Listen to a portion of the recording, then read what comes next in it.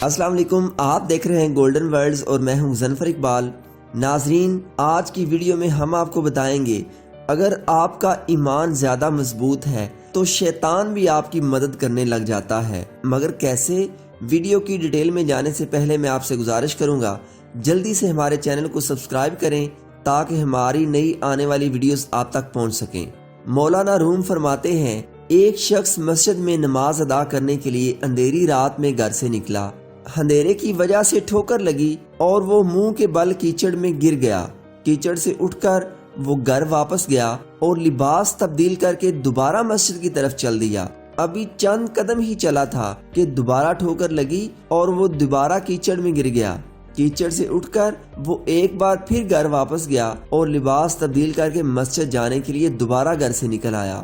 اپنے گھر کے دروازے پر اسے ایک ایسا شخص ملا جو اپنے ہاتھ میں ایک روشن چراغ تھامے ہوئے تھا۔ چراغ والا شخص چپ چاپ نمازی کے آگے آگے مسجد کی طرف چل دیا۔ اس بار چراغ کی روشنی میں نمازی کو مسجد تک پہنچنے میں کسی دشواری کا سامنا نہ کرنا پڑا اور وہ صحیح سلامت مسجد تک پہنچ گیا۔ مسجد کے دروازے پر پہنچ کر چراغ والا شخص رک گیا۔ نمازی اسے وہیں چھوڑ کر مسجد میں داخل ہو گیا اور نماز ادا کرنے لگا۔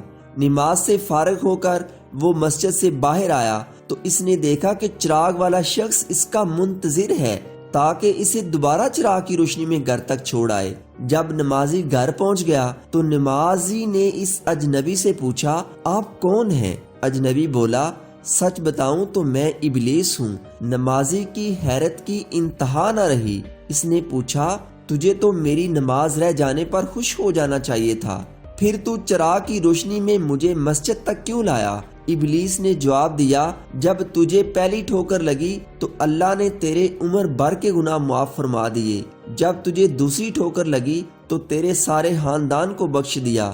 مجھے فکر لگ گئی، اب اگر تجھے ٹھوکر لگی اور تو گرا تو کہیں اللہ تیرے سارے گاؤں کی مغفرت نہ کر دے، اسی لیے میں چراغ لے کر آیا ہوں کہ تو بغیر گرے مسجد تک پہنچ جائے۔